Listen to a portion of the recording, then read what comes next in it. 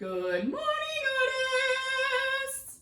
It's Mrs. Lewin here for our weekly art class. How are you all today? Before we get started, Mrs. Lewin wants to talk about one of our artists. Natalie from the Wise Owls class is doing an online art class. So if you want something to do, you can check out her art class on our Elizabeth Wayne Facebook page. This is a piece of art Mrs. Lewin did from her art class. She did a butterfly. This week's art class was unicorns. So if you like butterflies and unicorns, you can check out her art class. Now, what do you think we're going to do for art today? We are going to make sock puppets. Yay! Mrs. Lewin is going to show you how you can make a sock puppet. Are you ready? Okay, let's get started. The first thing you'll need is a sock. Any kind of sock will do. I like to use long ones because they're easier. And if you're making it for a mom or dad, you want to use a big sock. But if you are making it for yourself, then you can use probably a smaller sock. But long ones are best. You're going to put your hand in it all the way to the end and then pull it back just a little bit. See where my fingers are ending? And that stuff that's hanging over the edge, you're going to tuck it back inside your hand, just like that. And that's what helps make our mouth. Now, you might need your moms and dads to help you do this part. It might be helpful. But if not, you can do it all on your own, whatever you want to do. So I've got it all nice and flat, and I just worked out all the wrinkles.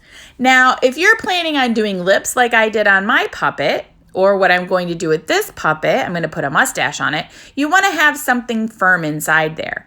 I took a piece of cardstock and I folded it in half, and then I just drew a semicircle on it that's about the width of what my sock was. So you see this is folded in half, okay?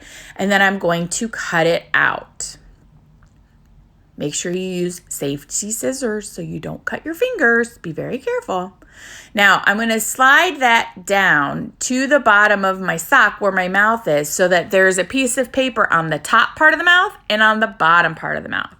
It just helps to make it so it stays a little bit stiff. And if you have lips or a mustache, or if you're going to put teeth on your sock puppet, it will help keep it so that your teeth or any of those things stay where they're supposed to stay, okay?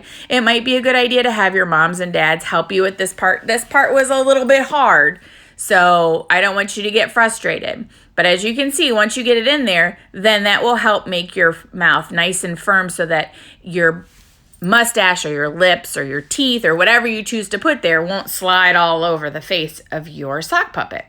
Now we're going to move on to the eyes. I didn't have any googly eyes at my house, but I did have paper. I have lots of paper. So the eyes that I put on Mrs. Lewin's puppet, I cut out of paper. You could also use buttons, which is what I'm going to use here, or anything else that you think would be a great thing for an eye. You could use rocks, anything you want. Now to glue this down, I am going to use super tacky glue. You can get this at Walmart if your moms and dads want to. You can also use white glue. If you use either of these kinds of glue, you must have them dry for a while before you use your sock puppet.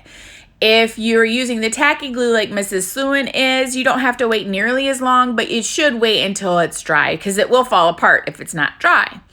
Now, you could also use hot glue if your mom and dad feels comfortable with you using a hot glue gun, and then you can use it right away as soon as you're done making your sock puppet. It's up to however your moms and dads want you to use to make it. Now for the hair, I used yarn. You can use anything you want. You could use string or anything. And the way I made it is I wrap it around there. You saw a little lid to a tin that I had. You can use your hands.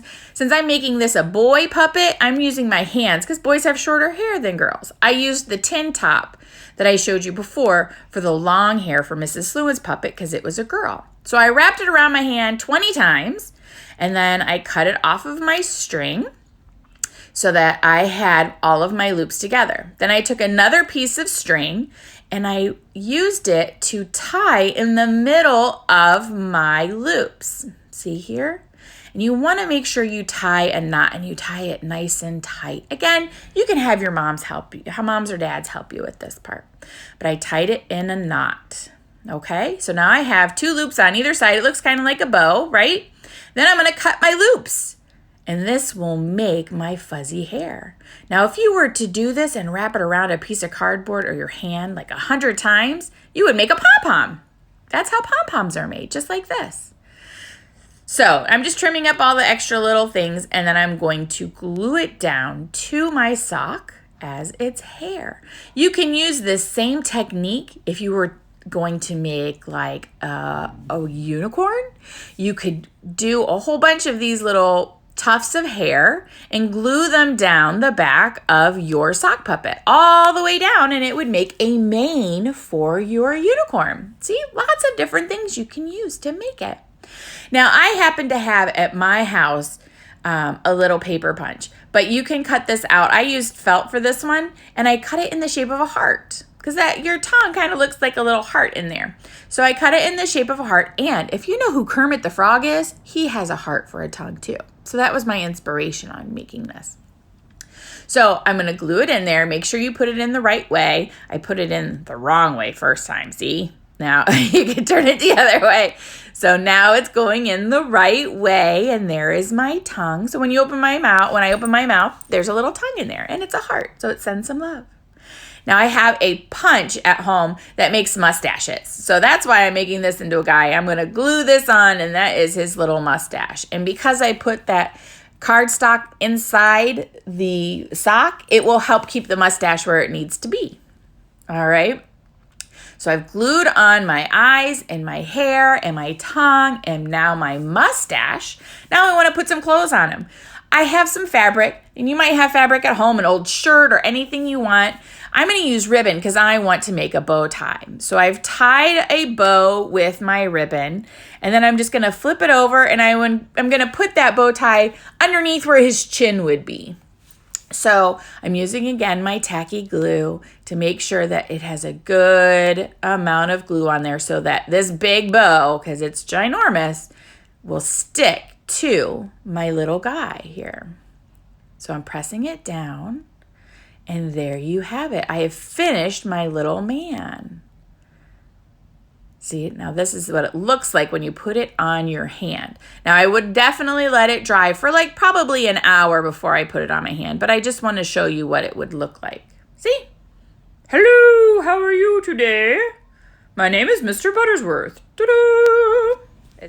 Now I'm going to show you how to make scales to go, or ears for your puppets. I took a piece of colored paper and I folded it in half. Now when you're cutting this, you want to make sure the fold is at the top and you leave space for the fold. Don't cut that fold off because that's really important, okay? Then I'm going to fold the ends of my paper that I made, and it ends up making like a little teepee tent, see? So I would glue those ends together. And then those would be my scales going down the back of a dinosaur, or you can use them, make them a little bit smaller, and they would be great ears for like a cat or something like that, or even a fox. Now I'm going to show you how to make teeth. If you want to make fangs or teeth for your dinosaurs or snakes or even your people, I'm going to make some teeth for Mr. Buttersworth here. And I'm just cutting out my shape that I want. And I'm making him some buck teeth. Buck teeth are big teeth that hang over the edge. And like the ears, I'm going to do a little fold. So I'm folding up my little teeth. See how I did that? And I'm going to put my glue on that upper fold part so that it will attach to the inside mouth of my puppet, but the teeth will hang down so that he has little teeth. Now, if you're planning on using this puppet a lot, fabric would probably be better to use, but I'm not. I'm just doing mine out of paper. Okay, so using these scales, this is how you would put it down the back of your dinosaur. Just straight down the center, and that would make the scales. Then here's some ears that I cut out to make a puppy. See, those look like puppy ears, just like my penny puppies. You could also use the scales to make ears, but just make them a little bit smaller, and they could be kitty or fox ears, or even any kind of ears for any kind of animal. You could use gold shimmery paper to make a unicorn, and the hair that we made for Mr. Buttersworth could be a perfect mane. What do you think? I cannot wait to see your sock puppets. Now remember, your sock puppet can be anything. It can be a person, like mine, or it can be a dinosaur, or a snake, or a kitty. It can be anything, or even a puppy. Anything you want to make, all right? Make sure your moms and dads sends Mrs. Slewin a picture of your creation. Tomorrow, we will have music, okay? Now, if you decide to do some artwork for Natalie's art class, like Mrs. Slewin's butterfly, please post it on the Facebook page so that Natalie can see it. She'd be very excited to see everyone who does her artwork too, just like Mrs. Slewin. All right, I miss all of you so much.